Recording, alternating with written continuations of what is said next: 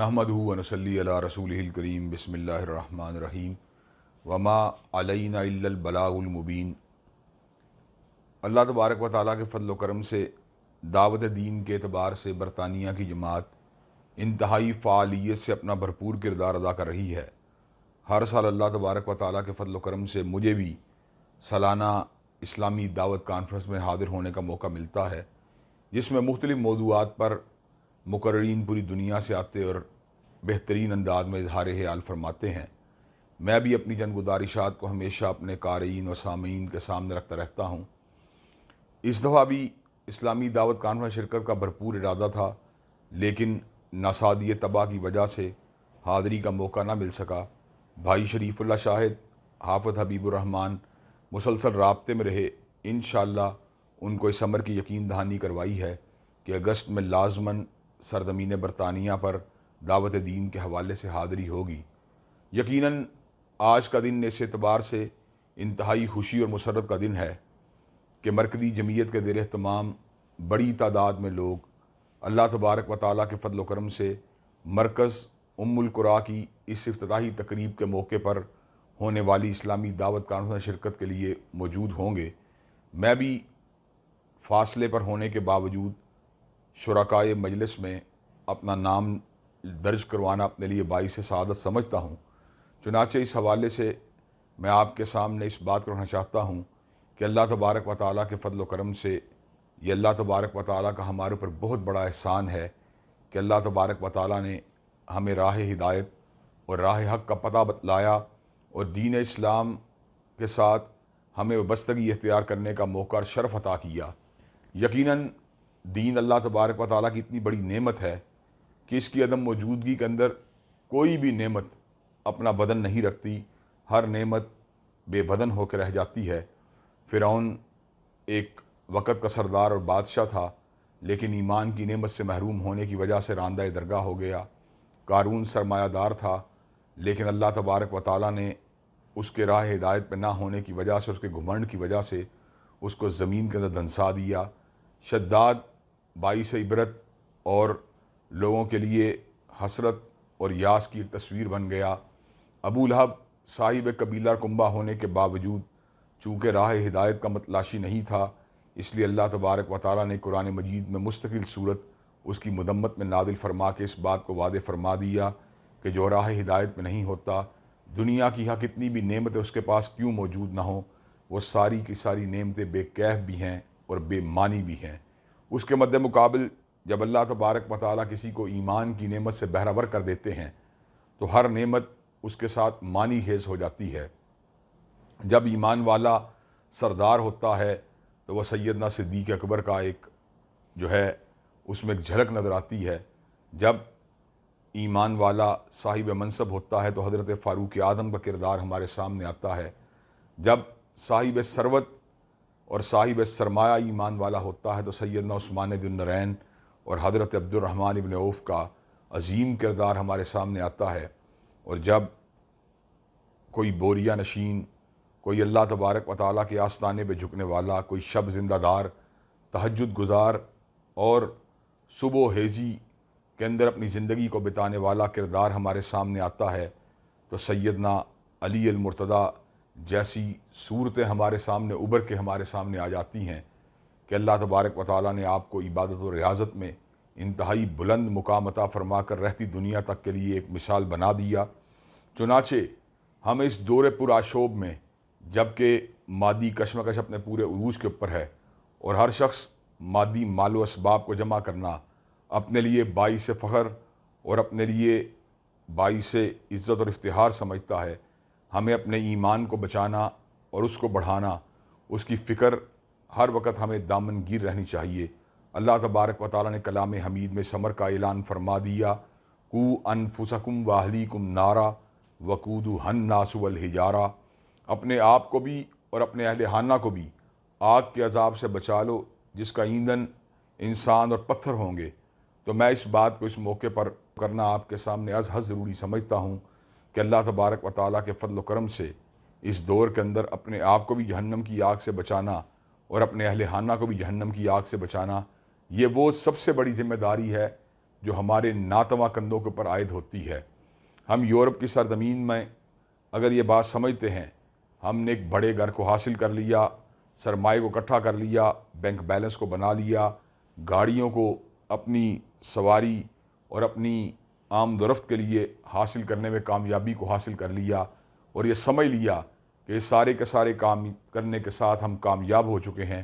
تو یہ ہماری خام خیالی ہوگی۔ ہم حقیقت میں اس وقت کامیاب اور کامران ہوں گے جب اللہ تبارک و تعالیٰ کی رضا کے لیے اور پیغمبر زماں حضرت محمد کریم صلی اللہ علیہ وسلم کی اتباع میں اپنے آپ کو مکمل طور پر ضم کر دیں گے، اپنے آپ کو اس حوالے سے وقف کر دیں گے۔ تو اسلامی دعوت کانفرنس کے موقع پر اسلام کے ساتھ وابستگی، اللہ تبارک و تعالیٰ کی ذات کے ساتھ وابستگی، اس کی انابت کو حاصل کرنا، اس کی حیثیت کو حاصل کرنا، اس کی بندگی کے ذوق کو اپنے اندر پیدا کرنا، اس کے سامنے اپنے سر کو جھکانا، اس کے سامنے گڑ گڑانا، اسی کی ذات کے اوپر توکل کرنا، اسی پر بھروسہ کرنا، اسی سے امید کو بستہ کرنا، اسی کے خوف کو دل میں جگہ دینا۔ اگر یہ باتیں ہم کو حاصل ہو جاتی ہیں تو اللہ تبارک و تعالیٰ کے فضل و کرم سے ہم کامیاب بھی ہیں اور کامران بھی۔ اور اگر ہم فقط مادی مال و اسباب کو جمع کر لیتے ہیں اور اللہ تبارک و تعالیٰ سے دور ہو جاتے ہیں اور پیغمبر زماں حضرت محمد کریم صلی اللہ علیہ وسلم کی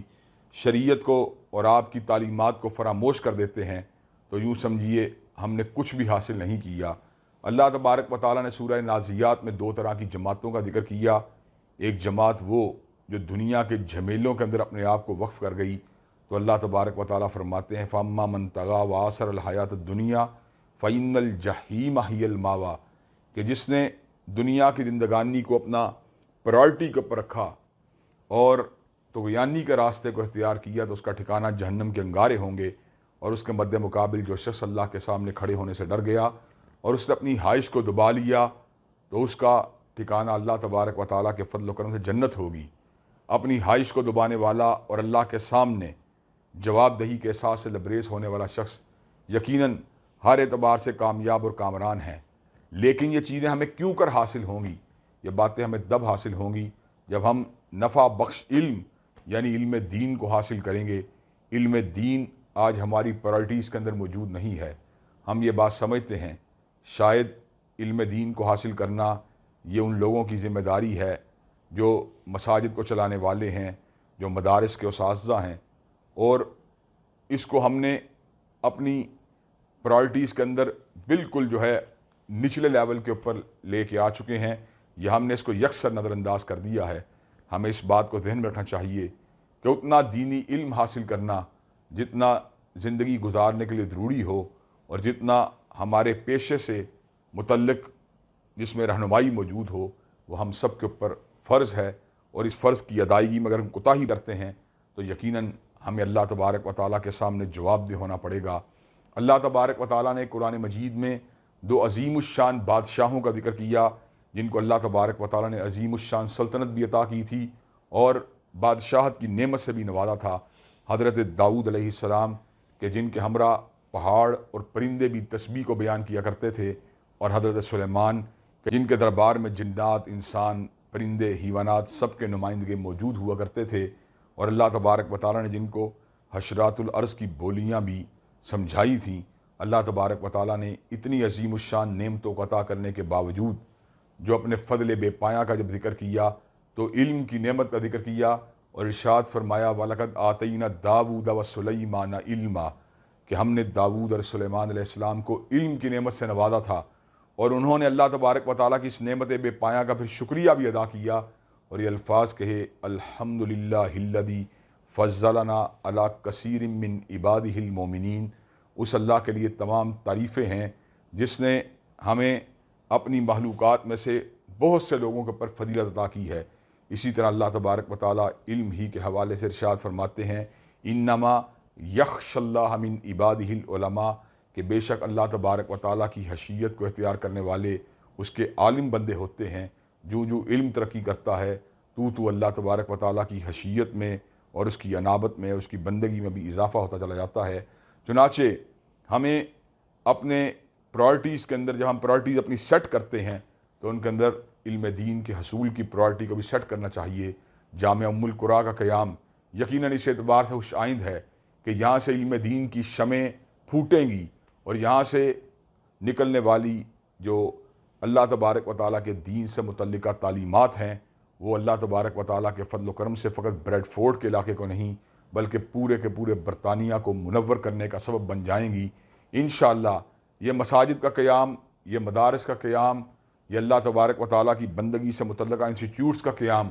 ہمارے لیے صدقہ جاریہ کی حیثیت رکھتا ہے، اور اللہ تبارک و تعالیٰ نے ہمیں اس موقع پر دیار غیر میں آ کر بھی اللہ تبارک و تعالیٰ نے ہمیں جو اس بات کی توفیق عطا کی ہے، ہمیں اللہ تبارک و تعالیٰ کی اس نعمت بے پایہ پر اس کا شکر گزار بندہ بننا چاہیے۔ اس نے بجا طور پہ یہ بات کہی ہے، لَئِن شَكَرْتُمْ لَأَزِيدَنَّكُمْ، اگر تم میری نعمتوں کا شکر ادا کرو گے میں نعمتوں کو بڑھا دوں گا، وَلَئِن كَفَرْتُمْ إِنَّ عَذَابِي لَشَدِيدٌ، اور اگر تم نے میری نعمتوں کی ناشکری کی تو میرا عذاب اور میری پکڑ انتہائی شدید ہے۔ چنانچہ میں اپنے بھائی شریف اللہ شاہد اور اپنے بھائی حافظ حبیب الرحمن کو مبارکباد پیش کرنا چاہتا ہوں کہ آپ آج ایک کار خیر کی بنیاد رکھنے کے لیے جا رہے ہیں، اور انشاءاللہ اس چشمہ صافی سے لوگ فیض یاب ہوں گے اور یہاں سے علم کے سوتے پھوٹیں گے جن سے لوگ جو ہیں اپنی تشنگی کو دور کریں گے، روحانی اعتبار سے لوگ اللہ تبارک و تعالیٰ کے فضل اور اس کے کرم سے معمور ہو جائیں گے۔ اللہ تبارک و تعالیٰ ہمیں اس موقع پر علم سے وابستگی اختیار کرنے کی اور اس سے بھی قبل اپنے ایمان کی حفاظت کرنے کی اور اس کی بقا کے لیے اور اس کی ترویج و ترقی کے لیے جستجو کرنے کی توفیق عطا فرمائے۔ انشاءاللہ یہ ادارہ قیامت کی دیواروں تک ہمارے لیے مینار نور ثابت ہوگا۔ میں کانفرنس کے شرکاء،